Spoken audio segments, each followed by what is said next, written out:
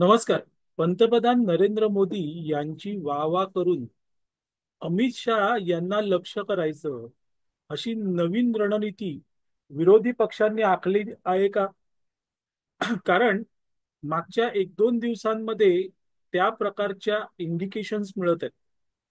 पंतप्रधान नरेंद्र मोदी यांची लोकांमधली लोकप्रियता खूप मोठी आहे.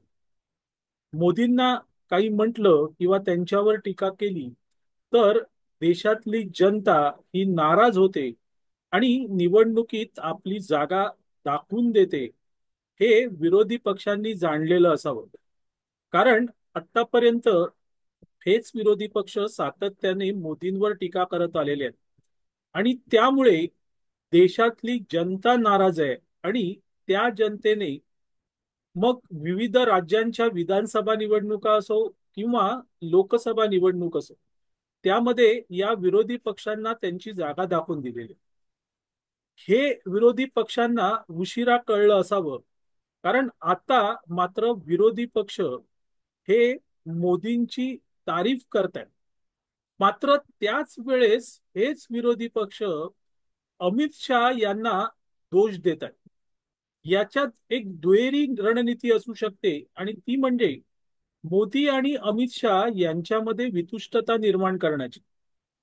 ही दुहेरी रणनीती किती सफल होईल हे काळच सांगेल. पण हे जे दिसून आलेलं आहे हे प्रामुख्याने महाराष्ट्रात दिसून आलेलं आहे.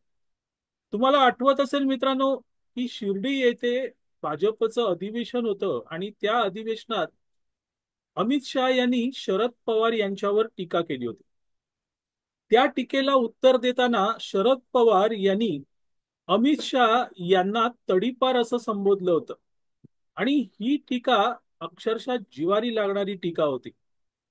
अमित शहा यांच्याबद्दल अशा प्रकारे शरद पवार यांनी नाराजी व्यक्त केली असताना दुसऱ्या बाजूला मात्र शरद पवार कृतीतून दाखवून देत होते की आपण मोदींच्या किती जवळ आहोत. पवारांची मोदींसोबतची भेट दिल्लीत झालेली, हे याला मीडियाने फार मोठी प्रसिद्धी दिली होती. ही भेट जवळजवळ दोनदा तीनदा झालेली. एका भेटीत तर पवारांनी मोदींना डाळिंब देखील दिली होती. एका बाजूला अमित शहांवर जोरदार टीका करायची आणि दुसऱ्या बाजूला मात्र मोदींसोबत असलेले संबंध हे अधिक चांगले कसे होतील, सुधारतील कसे हे बघायचं, हे पवारांनी केलेलं होतं. आजही पवार त्याच मार्गावर आहे. आजही पवार मोदींवर टीका करणं टाळतायत.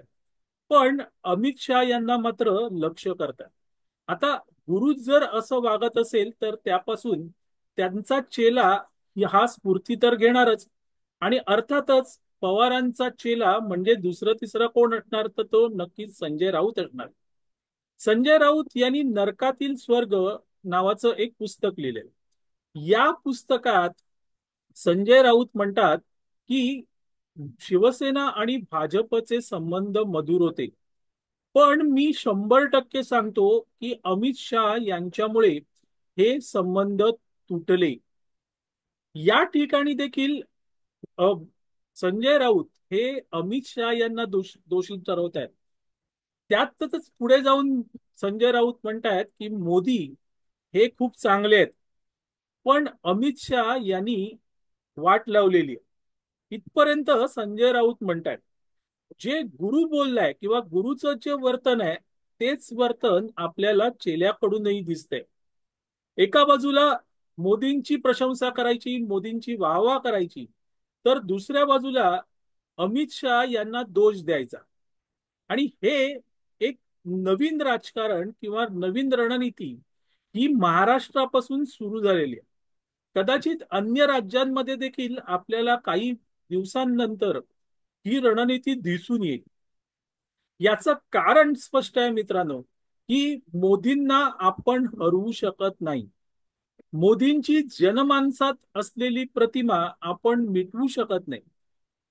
ती प्रतिमा डागळण्याचा प्रयत्न केला तर जनता आपल्याला आपली जागा दाखवते, हे आता या सगळ्यांना कळू लागलेलं आहे.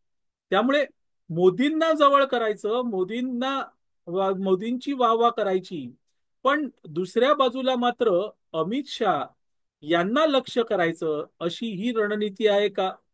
मंडळी, तसे इंडिकेशन्स तर मिळायला लागलेले आहेत. पण सगळ्यात महत्वाची गोष्ट ती म्हणजे या रणनीतीमध्ये विरोधी पक्ष खरंच यशस्वी होतील. कारण मोदी आणि अमित शहा यांच्यामधले संबंध हे काय आहेत हे देशातली जनता जाणते. ते जरी वेगवेगळे असले तरी ते एकत्र आहेत आणि कायम एकत्र राहतील एवढं निश्चित. पण आता रणनीतीच काही नाही. त्यामुळे ही एक नवीन रणनीती विरोधी पक्ष अवलंबून बघताय का?